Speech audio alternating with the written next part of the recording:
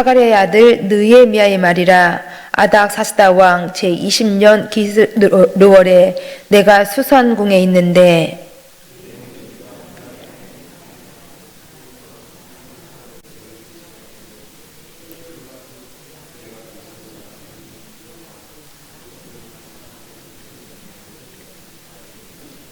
그들이 내게 이르되 사로잡힘을 면하고 남아있는 자들이 그 지방 거기에서 큰 환난을 당하고 능욕을 받으며 예루살렘 성은 허물어지고 성문들은 불탔다 하는지라.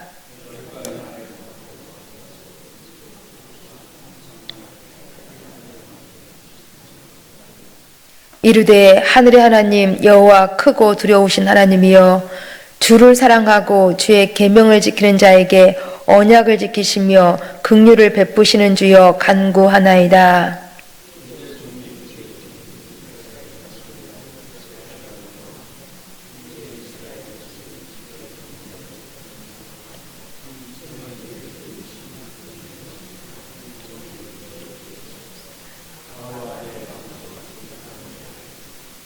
주를 향하여 크게 악을 행하여 주께서 주의 종 모세에게 명령하신 계명과 율례와 규례를 지키지 아니하였나이다.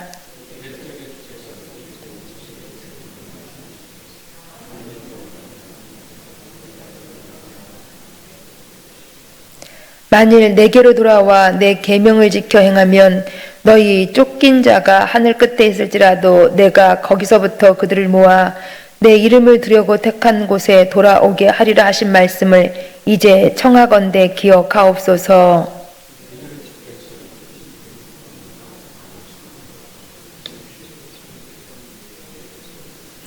함께 보십니다. 주여 구하오니 귀를 기울이사 종의 기도와 주의 이름을 경외하기를 기뻐하는 종들의 기도를 들으시고 오늘 종이 형통하여 이 사람들 앞에서 은혜를 입게 하옵소서 하였나니 그때에 내가 왕의 술관원이 되었느니라. 아멘. 남유다의 포로 귀한 시대의 역사를 다루는 세 권의 역사서는 에스라서, 느헤미야서, 에스더서입니다. 이 중 에스라서는 두 차례에 걸친 포로 귀환이 나왔습니다. 첫 번째 귀환은 스룹바벨의 인도로 예루살렘 성전이 재건이 되었습니다. 그리고 60년의 공백이 있은 후에 예스라의 인도로 두 번째 귀환을 하여서 예루살렘 신앙 공동체가 재건이 되었습니다. 여기까지가 바로 에스라서의 내용이었습니다. 그리고 이제 오늘부터 묵상하게 되어지는 느헤미야서는 에스라가 예루살렘에 도착한 지 14년이 지난 시점에서 느헤미야가 3차 포로 귀환을 이끌어 성벽 재건을 한 일이 나오고 있습니다. 그러나 그렇다고 하여서 이 에스라서와 느헤미야서의 주제가 다른 것은 아니었습니다. 히브리 성경에서 에스라서와 느헤미야서를 한 권으로 취급하고 있을 정도로 에스라서와 느헤미야서는 같은 주제, 한 방향을 향해 있다고 할 수가 있습니다. 곧 이 에스라서와 느헤미야서의 이제 한 공통점은 하나님의 나라 재건이었습니다. 이러한 느헤미야서를 이제는 오늘부터 목요일, 금요일, 토요일, 주일 새벽에 함께 묵상하고자 합니다.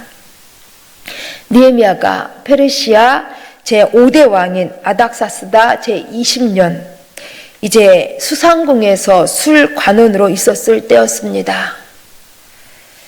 이때 이 느헤미야가 여기 수상궁에서 한 가지 소식을 듣게 되어지는 데에 조국 예루살렘 주민들에게 큰 환난과 능욕이 있고 또한 예루살렘 성은 허물어지고 성문은 불탔다라는 그러한 소식을 듣게 되었습니다. 이 소식을 멀리 수상궁에서 느헤미야가 들었다라는 것입니다. 그러자 느헤미야가 이렇게 반응을 합니다. 우리 함께 4절 말씀을 같이 읽습니다. 본문 4절입니다. 내가 이 말을 듣고 앉아서 울고 수일 동안 슬퍼하며 하늘의 하나님 앞에 금식하며 기도하여. 아멘. 느헤미야가 조국 예루살렘에 대한 이 어려운 형편의 소식을 듣고 주저앉아서 울고 슬퍼하며 금식하고 기도했다는 것입니다. 이러한 느헤미야의 반응은 이제 느헤미야가 평소에 무엇에 관심을 두고 살았는지, 무엇을 마음에 품고 살았는지를 보여주는 그러한 단적인 예라고 할 수가 있습니다. 그 느헤미야는 평소에 하나님께 관심을 두고 조국 예루살렘에 대해서 생각하며 살고 있었다라는 것입니다.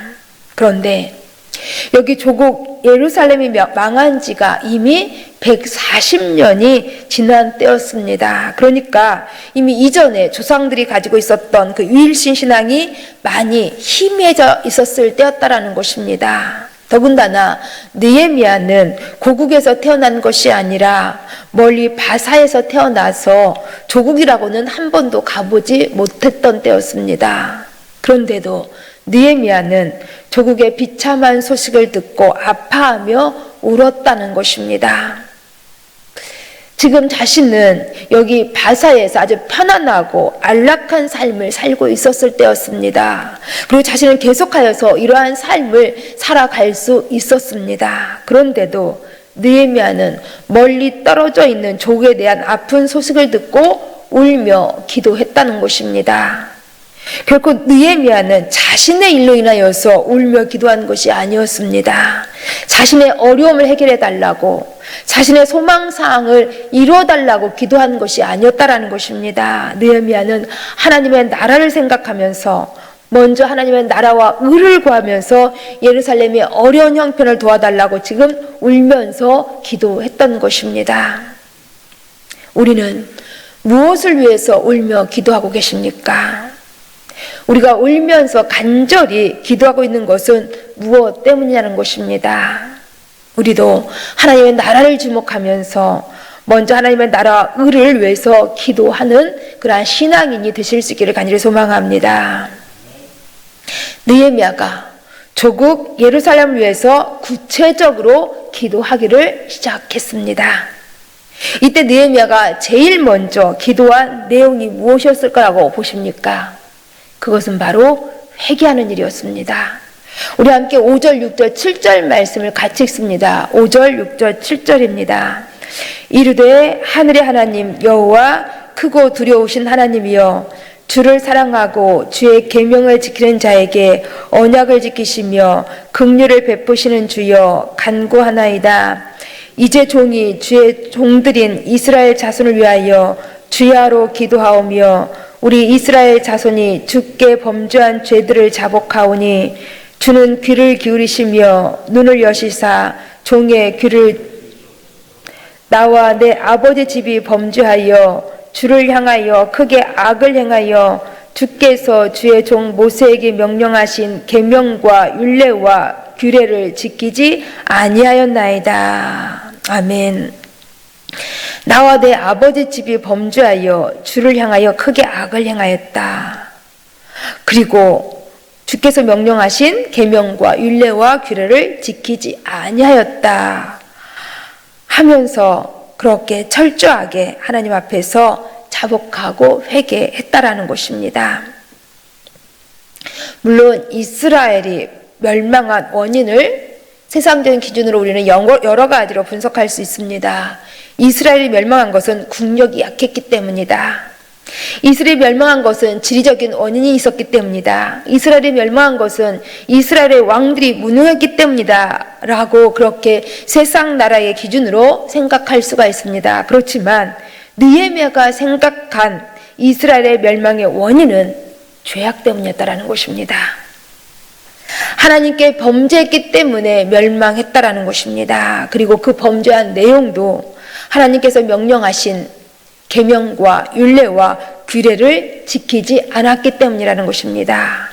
곧 하나님의 말씀을 떠나서 이방 우상을 쫓고 가증한 행위를 일삼았기 때문에 멸망했다라는 것입니다. 이러한 죄악들이 지금 조국으로 환난을 당하고 능욕을 받게 하는 그런 원인이라는 것입니다. 그렇기 때문에 느헤미야는 급선무로 죄를 회개해야 한다고 여겼기 때문에 자신과 자신의 아버지의 집의 죄부터 고백하면서 철저하게 자복했던 것입니다. 이러한 회개의 기도가 하나님의 능력, 하나님의 은혜가 나타나게 하는 것입니다. 그렇다면 느헤미야는 어디에 근거해서 기도했을까요? 8절, 9절 말씀을 읽어드립니다. 애적에 주께서 주의 종 모세에게 명령하여 이르시되 만일 너희가 범죄하면 내가 너희를 여러 나라 가운데에 흩을 것이요 만일 내게로 돌아와 내 계명을 지켜 행하면 너희 쫓긴 자가 하늘 끝에 있을지라도 내가 거기서부터 그들을 모아 내 이름을 두려고 택한 곳에 돌아오게 하리라 하신 말씀을 이제 청하건대 기억하옵소서. 아멘. 애적에 주께서 가라사대라고 말씀하셨던 그 말씀 이제 기억해 달라는 것입니다. 곧 느헤미야는 하나님의 약속의 말씀을 의지하여서 기도했던 것입니다. 애적에 이전에 하나님께서 신명기 7장 9절에서 말씀하신 것이 이것이라는 것입니다. 읽어드립니다. 그런즉 이제 알라. 오직 내 하나님 여호와는 하나님이시요 신실하신 하나님이시라. 그를 사랑하고 그의 계명을 지키는 자에게는 천대까지 그의 언약을 이행하시며 은혜를 베푸시되라고 말씀하신, 하나님께서 그렇게 오래전에 말씀하신 그 약속이 있다라는 것입니다. 계명을 지키는 자에게는 언약을 지키실 것을 말씀하신 이 말씀 기억해 달라는 것입니다. 이렇게 느헤미야는 하나님의 약속의 말씀을 의지하여 기도했다는 것입니다. 하나님 약속하지 않았습니까? 그 약속 이제 지켜주옵소서라고 기도했다라는 것입니다. 어린아이들이 부모들에게 무엇을 요청할 때에 부모님들을 꼼짝을 못하게 하는 것이 이것이라고 하지요. 아빠 약속하셨잖아요. 그 약속 지켜주세요 라고 하면 부모는 반드시 그 아이의 청을 들어줄 수밖에 없다라는 것입니다.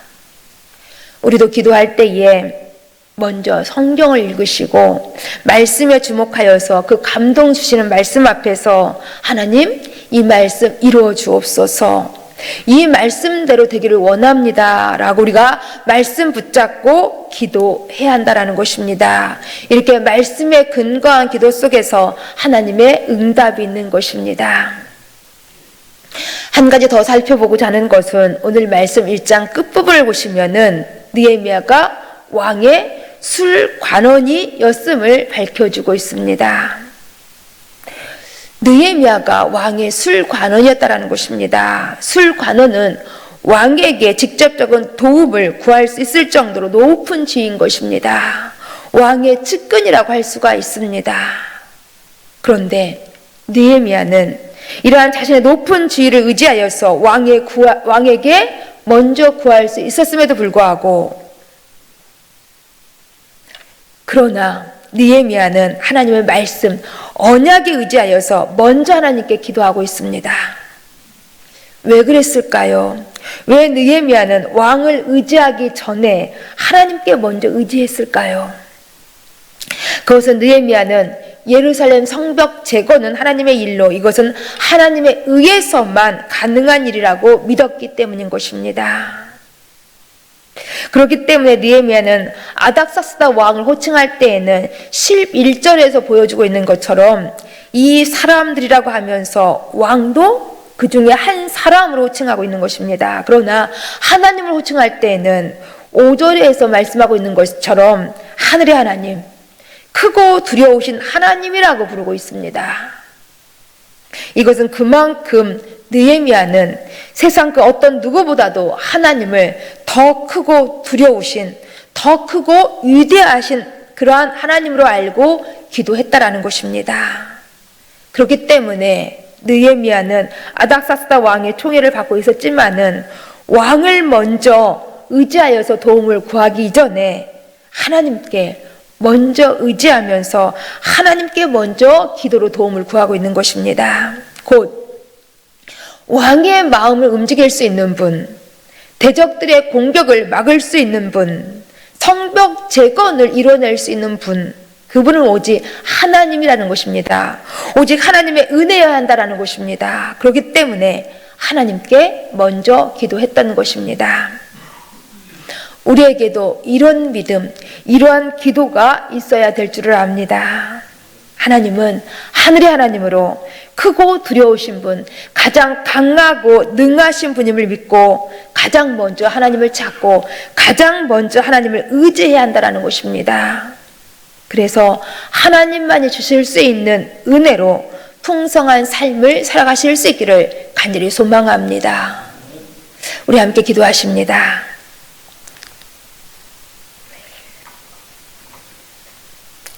우리의 하늘의 하나님으로 참 좋으신 아버지 하나님 감사드립니다.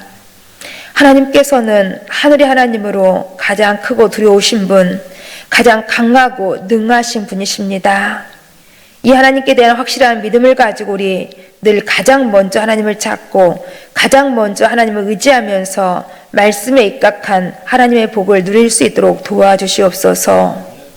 더 나아가서 우리도 늘 하나님의 나라를 먼저 생각함으로 하나님의 나라와 의를 간절히 구할 수 있도록 도와주시옵소서. 오늘도 거룩한 주일, 특히 대강절이 시작되는 오늘 주일 예배 속에서 더욱 저희들 하나님을 구하면서 하나님을 사랑할 수 있는 우리 모두가 되어질 수 있도록 도와주시옵소서. 예수님 이름으로 기도합니다. 아멘.